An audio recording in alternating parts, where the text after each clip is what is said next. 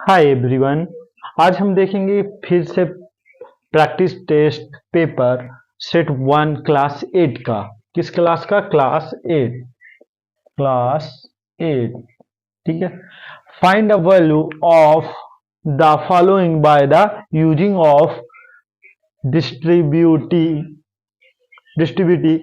6। ये जो क्वेश्चन है 6/5 multiply -3/12 curly bracket plus 6/5 multiply 5/12 curly bracket close. ठीक है। अब यहाँ देखिए सबसे इंपॉर्टेंट है कि यहाँ जो वैल्यू कट रही है उसे हम सबसे पहले काटना है। तो 6 1 जा 6, 6 2 जा 12। ठीक है। और यहाँ देखिए 6 1 जा 6, 6 2 जा 12 और 5 से 5 1 जा 5, 5 1 जा 5। तो जो कट रहा है उसे हमने काट दिया। तो यहाँ बचा क्या? 3, 3 1 जा 3, माइनस है तो माइनस लगेगा और 5 2 जा 10 प्लस। ठीक है। अब यहाँ ध्यान देंगे क्या 1/2 है। क्या है? 1/2। ठीक है। 1 1 जा 1, 2 1 जा 2। तो एलसीएम कर देंगे। तो एलसीएम देखिए ध्यान रखिएगा एलसीएम कैसे करते हैं। तो 10 और 2, तो 2 5 जा 10 और 2 1 जा 2, 5 1 जा 5। ऐसा हमने एलसीएम कर दिया। तो ये क्या होता है 5 2 जा 10। एलसीएम क्या हो जाएगा 5 2 जा 10। हमारा एलसीएम कितना आने वाला है? 10 आने वाला है। हमारा एलसीएम क्या आएगा बेटा? 10 आएगा। ठीक है। जब 10 आएगा एलसीएम तो 3 मल्टीप्लाई 10 से 10 को डिवाइड करेंगे। ठीक है। 10 1 जा 10 प्लस 1 मल्टीप्लाई 2 से 10 को डिवाइड करेंगे। जो डिनोमिनेटर में होता है उससे डिवाइड करते हैं। ठीक है। तो 2 5 जा 10। तो 3 1 जा 3 प्लस 5 1 जा 5/10। ठीक है बेटा। तो 5 में से 3 जाएगा कितना आएगा? 5 में से 3 जाएगा 2 आएगा 2/10। क्या आया? 2/10। तो 2 1 जा 2, 2 5 जा 10। तो हमारा जो आंसर हो जाएगा बेटा वो हो जाएगा 1/5, 1/5। ठीक है। क्या आएगा? 1/5। तो ये हमारा क्वेश्चन था। अब नेक्स्ट क्वेश्चन पर बात करेंगे। ये 3 मार्क्स वाले क्वेश्चंस पर हम बात कर रहे हैं। कितने मार्क्स वाले क्वेश्चन पर बात कर रहे हैं? 3 मार्क्स वाले क्वेश्चन।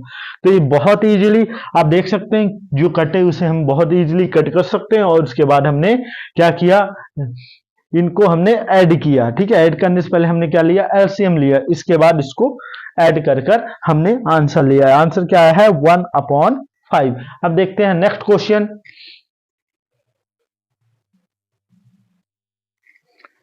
अब बात करेंगे अगले क्वेश्चन नंबर 18 की। तो क्वेश्चन नंबर 18 देखिए क्या कर रहा है। Solve the following equation. हमें दी हुई जो इक्वेशन उसको सॉल्व करेंगे। इसमें 19 भी मैंने लिख लिया क्योंकि जगह है, इसलिए 2 क्वेश्चन इजीली सॉल्व हो जाएंगे। तो सॉल्व द फॉलोइंग इक्वेशन। तो देखिए सबसे पहला काम क्या होता है इक्वेशन को सॉल्व करने के लिए। तो इसमें 2 टाइप्स के टर्म्स होते हैं। एक होता है कांस्टेंट, एक होता है वेरिएबल। तो वेरिएबल को एक साइड कर लेते हैं और कांस्टेंट वाले टर्म को एक साइड कर लेते हैं। तो वेरिएबल 7z/2 इसको यहाँ ट्रांसफर करते हैं तो -z/3 हो जाता है। 1/4 यहाँ माइनस में है तो 1/5 माइनस में था तो यहाँ ट्रांसफर हुआ तो प्लस में हो गया। अब इसका एलसीएम लेंगे। क्या लेंगे बेटा? इसका एलसीएम लेंगे। 2 3 का एलसीएम लेंगे और 4 5 का एलसीएम लेंगे। तो 2 3 और 4 5 का एलसीएम लेते हैं। ठीक है। 2 1 जा 2, 3 1 जा 3, 2 2 जा 4, 2 1 जा 2 और 5 1 जा 5। मतलब सीधा सा है कि इनका एलसीएम क्या होगा? 3 2 जा 6 होगा। तो z मल्टीप्लाई 2 से डिवाइड करेंगे। 2 3 जा 6 माइनस z मल्टीप्लाई 3 2 जा 6 इक्वल एलसीएम हो जाएगा 20। कितना होगा बेटा? 20। तो 5 1 जा 5 और यहाँ हो जाएगा प्लस 4 1 जा 4। ठीक है। अब इस पर बात करेंगे तो आगे हम देखते हैं। आगे हम क्या देखते हैं? देखिए बेटा इसको इरेज कर लेते हैं। आगे हम देखते हैं तो आगे इसको करते हैं तो ये 3z माइनस 2z अपॉन 6 हो जाता है। यहाँ हो जाता है 5 1 जा 5 प्लस 4 1 जा 4/20। तो यहाँ देखिए यहाँ हो जाएगा 3 में से 2 गए, कितना बचा? z। ठीक है। और यहाँ कितना बचा? देखिए यहाँ क्या हुआ अब यहाँ हम अगर देखें तो 9/20 होता है। क्या होता है बेटा? 9/20। यहाँ 6 अपॉन में है, यहाँ ट्रांसफर हो जाएगा तो z इक्वल क्या हो जाएगा? 9 मल्टीप्लाई 6/20। तो 2 1 जा 2 3 जा 6, 2 10 जा 20। तो कितना आ जाएगा? 27। 9 3 जा 27/10। ये हमारा आंसर हो जाएगा। क्या हो जाएगा? z इक्वल, ये z है हमारा तो z अच्छे से लिख लेंगे, z इक्वल 27/10 हो जाएगा। अब बात करेंगे नेक्स्ट क्वेश्चन पर। किस पर बात करेंगे? Next question. क्या कह रहा है next question? Question number 19, find the numbers of sides of the regular polygon. Regular polygon ध्यान दीजिएगा, जिसकी सभी साइडें इक्वल हो, तो रेगुलर पॉलीगन की बात की जाए। हुज ईच एक्सटीरियल एंगल, अगर उसके हर एक एक्सटीरियल एंगल, मतलब इंटीरियर की बात नहीं होती, एक्सटीरियर मतलब बाहर के एंगल की बात हो रही है, जा मेजर्स ऑफ 45, उसका सभी के सभी एंगल्स कितने डिग्री के हैं? 45 डिग्री के। तो हम क्या करेंगे? तो सबसे पहले होता है, अगर हमें क्या निकालना है? साइड निकालना है। क्या निकालना है हमें? Number of side. तो लिखेंगे number of side, number of side equal होता है, नंबर ऑफ साइड इक्वल होता है all exterior angle sum upon one exterior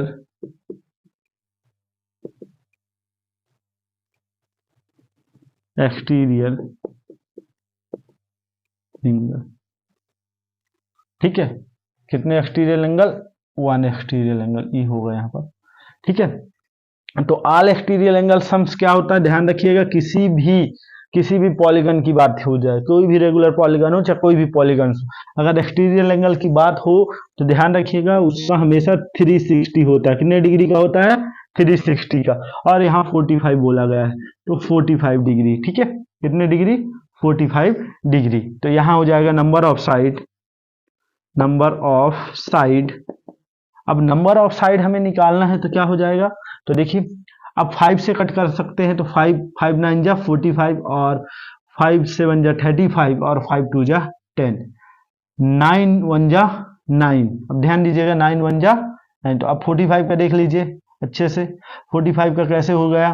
तो 45 9 टाइम पे, ठीक है, 7 टाइम पे 35, 5 7 जा 35 और 5 9 जा 45। और यहाँ कितना बचा? यहाँ बचा 10। ठीक है बेटा, कितना बचा? 10। तो 10 2 जा 5 2 जा 10। अब 9 8 जा 72 होता है। क्या हो जाएगा? 9 8 जा 72। नंबर ऑफ साइड कितनी हो जाएगी?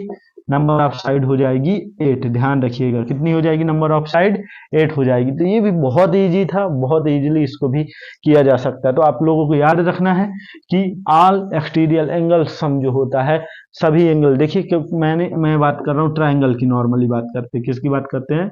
ट्राइंगल की बात कर लेते हैं। ठीक है, ये एक्सटीरियर एंगल हो गए।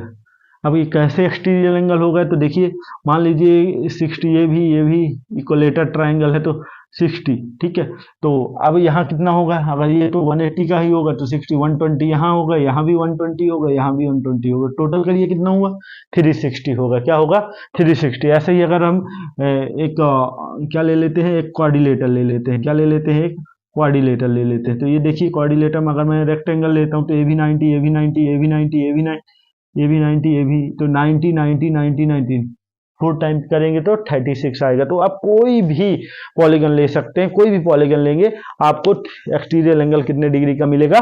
360 डिग्री का मिलेगा। ध्यान रखिएगा। ठीक है, और अगर हम बात करें कि क्या कहते हैं इंटीरियर एंगल कैसे निकाले, तो साइड के अकॉर्डिंग, इस फॉर्मूला के अकॉर्डिंग आप निकाल सकते हो। तो n-2 मल्टीप्लाई 180, ये एक फॉर्मूला है जिससे हम इंटीरियर साइड के अकॉर्डिंग, एन क्या होगी? एन होगी, एन जो है नंबर ऑफ साइड होती। तो ये इंटीरियर क्या निकालने का? इंटीरियर जो एंगल्स है उनको निकालने का ये फॉर्मूला होता है। अगर आपको ऐसा लग रहा हो तो ये इंटीरियर एंगल इससे निकाल सकते हैं। तो हम बता रहे हैं कि ऑल एक्सटीरियर एंगल सम कितना होता है? 360 होता है, और इंटीरियर एंगल के लिए ये फॉर्मूला होता है। इसके अकॉर्डिंग आप इंटीरियर एंगल भी निकाल सकते हैं। तो देखते हैं नेक्स्ट क्वेश्चन।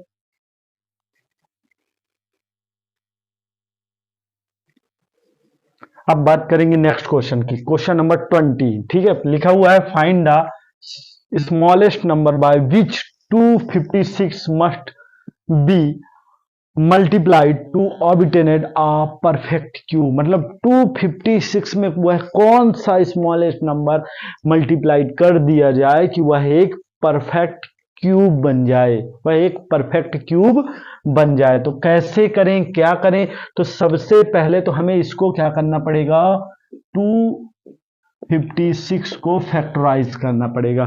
तो 2 1 जा 2, 2 2 जा 4, 2 8 जा 16, 2 6 जा 12, 2 4 जा 8, 2 3 जा 6, 2 2 जा 4, 2 1 जा 2, 2 6 जा 12, 2 8 जा 16, 2 4 जा 8, 2 2 जा 4 और 2 1 जा 2। तो देख लीजिए ऐसे हमारा ये फैक्टराइज हो गया। तो फैक्टराइज हो गया तो क्या लिखना था, 256 को क्यूब बनाना है। तो ध्यान रखिएगा इस पर क्यूब लिखना, 3 लिखना मोस्ट इंपॉर्टेंट होता है, ठीक है। तो हम इसका क्यूब निकालेंगे तो 2 multiply 2 multiply 2 multiply 2 multiply 2 multiply 2 multiply 2 multiply 2। तो देखिए अब इसको हम निकालना चाहें अगर इसके बाहर तो क्यूब का जोड़ा बनाएंगे, मतलब 3 3 पेयर बनेगी, ठीक है। तो 2 पेयर बन रही है 3 3 की, तो 2 मल्टीप्लाई 2 बाहर निकल आएगा और इस पर बचेगा क्या, 2 मल्टीप्लाई 2। मतलब इस पर क्या होना चाहिए, एक और 2 का मल्टीप्लाई, मतलब इस नंबर पर 256 पर एक 2 और मल्टीप्लाइड हो जाए तो एक परफेक्ट क्यूब हो जाएगा। तो मतलब 256 मल्टीप्लाई 2 कर दें तो 2 6 जा 12 कैरी 1, 5 2 जा 10, 11 कैरी 1, 2 2 जा 4 5। मतलब अगर हम 512 कर दें तो यह एक परफेक्ट क्यूब हो जाएगा। और देखिए कैसे परफेक्ट क्यूब हो जाएगा, तो यहां अगर हम बोल दें कि रूट 512 इक्वल रूट, यहां क्या हो जाएगा, 2 multiply 2 multiply 2 multiply 2 multiply 2 multiply 2 multiply 2 multiply, देखिए कितने हो गए पेयर, 2 मल्टीप्लाई 2, तो कितने पेयर होंगे, 1 2 3, 3 पेयर आ जाएंगे, ठीक है, 3 पेयर आ जाएंगे। 2 मल्टीप्लाई 2 मल्टीप्लाई 2 इक्वल 2 2 जा 4, 2 जा 8, 8 किसका परफेक्ट क्यूब होगा, 512 का एक परफेक्ट क्यूब होगा। मतलब किसका मल्टीप्लाई कर दिया जाए, तो 2 का मल्टीप्लाई कर दिया जाए, याद रखिएगा किसका मल्टीप्लाई कर दिया जाए, 2 का मल्टीप्लाई कर दिया जाए 256 में, तो वह एक परफेक्ट क्यूब बन जाएगा। क्या बन जाएगा, एक परफेक्ट क्यूब बन जाएगा, ठीक है। इसके बाद 2 क्वेश्चंस और हैं, बहुत इजी क्वेश्चन है, इसलिए मैंने 21 को छोड़कर 22 पर बात की, क्योंकि 21 थोड़ा सा लेंथी है, तो उसे नेक्स्ट पार्ट पे बात करेंगे। तो देखिए find the common perfect of the given terms. तो 2 टर्म्स दी हुई हैं, इनमें क्या करना, कॉमन करना, कॉमन फैक्टर अलग करने हैं। क्या करने हैं, कॉमन फैक्टर अलग करने हैं। तो पहले देखिए 2i को अगर हम अलग करें तो 2 मल्टीप्लाई वाई ऐसा होगा। 24y को अगर अलग करें तो क्या होता है, 24 को फैक्टराइज करेंगे। क्या करेंगे बेटा, फैक्टराइज करेंगे। 2 1 जा 2, 2 2 जा 4, 2 6 जा 12, 2 3 जा 6 और 3 1 जा 3। तो 2 multiply 2 multiply 2 multiply 3 multiply Y, मतलब अगर हम इनके कॉमन फैक्टर देखें तो कॉमन फैक्टर अगर देख रहे हैं तो कॉमन फैक्टर क्या होंगे, तो एक 2 हो जाएगा और एक y हो जाएगा, ये इसके कॉमन फैक्टर हो जाएंगे। अगर हम इसकी बात करें तो इसमें देखिए 21 ए भी दिया हुआ है, तो 21 को फैक्टराइज करेंगे, तो यहाँ 21 को फैक्टराइज कर लेते हैं। 21 2 से तो जाएगा नहीं, 3 7 जा 21, 7 1 जा 7, इसको लिख सकते हैं 3 multiply 7 multiply A multiply B, ठीक है। इसी प्रकार 49 को करें ए बी स्क्वायर, तो 49 को कैसे करेंगे, 49 तो 7 से जाएगा, 7 7 जा 49, 7 1 जा 7, तो 7 मल्टीप्लाई 7 में ए भी टूटेगा और ए मल्टीप्लाई बी, ठीक है। तो यहां देखेंगे कॉमन फैक्टर, देखेंगे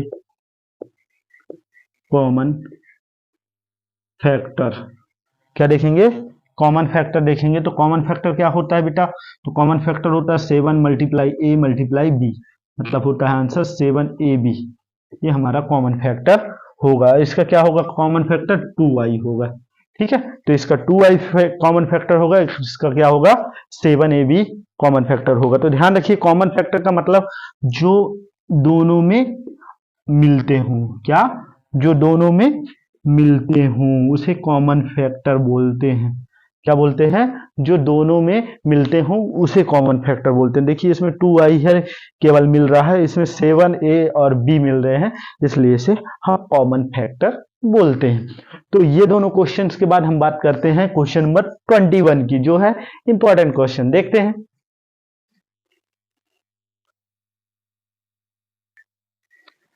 अब हम बात करेंगे अगले क्वेश्चंस की, जो 21 नंबर क्वेश्चन है।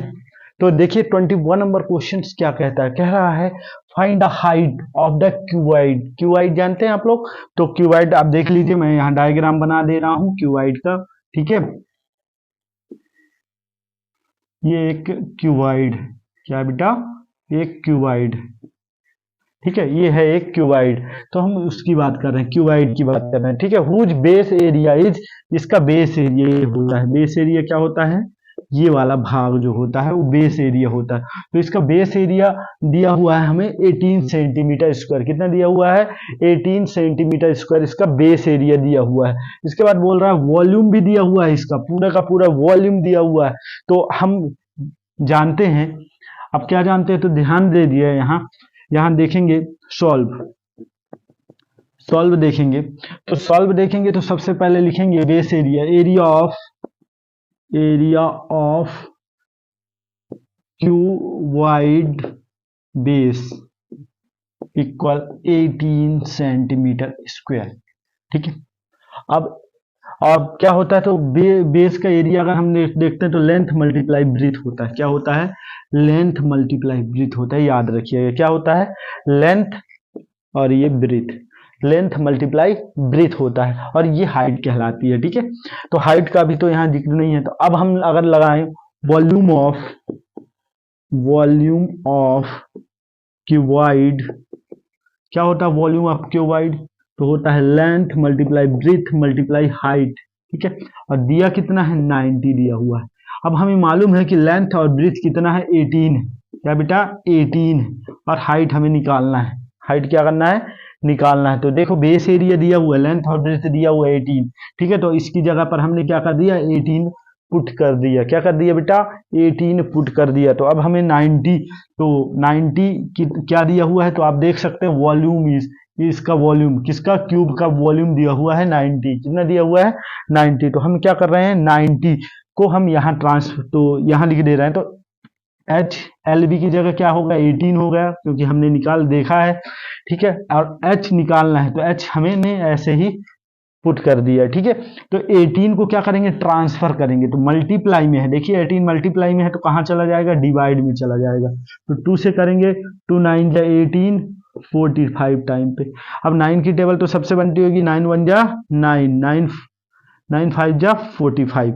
तो हमारा जो आएगा 5 सेंटीमीटर हाइट आ जाएगी। किसकी 5 सेंटीमीटर हाइट आएगी, तो 5 सेंटीमीटर हाइट किसकी आएगी, तो इसकी आएगी, किसकी, क्यूबाइड की हाइट कितनी आएगी, 5 सेंटीमीटर। तो यही क्वेश्चन पूछा हुआ है कि इसकी हाइट कितनी होगी। तो बहुत इजीली आप इसकी हाइट निकाल सकते हो। तो याद रखिएगा, जब भी बेस के लिए बोले कि बेस एरिया मतलब उसके नीचे का भाग, तो नीचे का भाग आपको कैसा दिख रहा है, एक रेक्टेंगल जैसा दिख रहा है। किसके जैसा दिख रहा है, एक रेक्टेंगल में लेंथ और ब्रीथ होता है ना, इसमें भी लेंथ ब्रीथ। तो रेक्टेंगल का एरिया ऑफ रेक्टेंगल आपने क्या पढ़ा है, एरिया ऑफ रेक्टेंगल क्या पढ़ा है आपने, area of rectangle length multiply breadth पढ़ा है ना। क्या पढ़ा है, लेंथ मल्टीप्लाई ब्रीथ। तो वही चीजें तो हमने भी यहाँ की area of cuboid base. Cuboid base मतलब सीधा सा हम यहाँ पर रख सकते हैं रेक्ट एंगल। क्यूबाइड बेस क्या कह सकते हैं, रेक्ट एंगल बोल सकते हैं। तो इसे बहुत इजीली किया जा सकता है। तो ये किसका होता है, एरिया ऑफ रेक्टेंगल। आप जानते हैं कि लेंथ मल्टीप्लाई ब्रीथ होता है। अब लेंथ मल्टीप्लाई ब्रीथ या क्यूबाइड बेस दिया हुआ है 18, हमने भी कहा कि 18 दिया हुआ है। तो जब हम जानते हैं कि वॉल्यूम ऑफ क्यूबाइड क्या होता है, length multiply breadth multiply height होता है, तो हम क्या कह रहे हैं कि ये जो पार्ट है, ये जो लेंथ मल्टीप्लाई ब्रीथ है, वो हमारा कितना है, 18 है।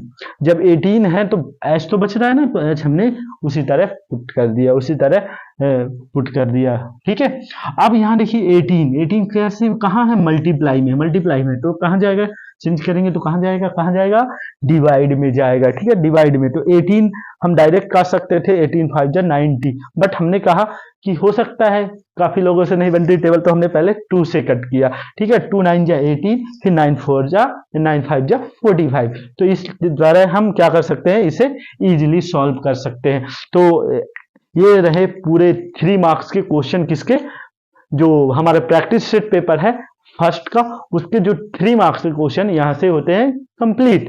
अब बात करेंगे 5 मार्क्स के क्वेश्चन पर नेक्स्ट वीडियो पर। अगर ये हमारा जो ये पढ़ाया हुआ आपको समझ में आए, क्लियर हो, तो लाइक करें, सब्सक्राइब करें। अगर जो भी प्रॉब्लम्स हो तो कमेंट जरूर करें। Thank you.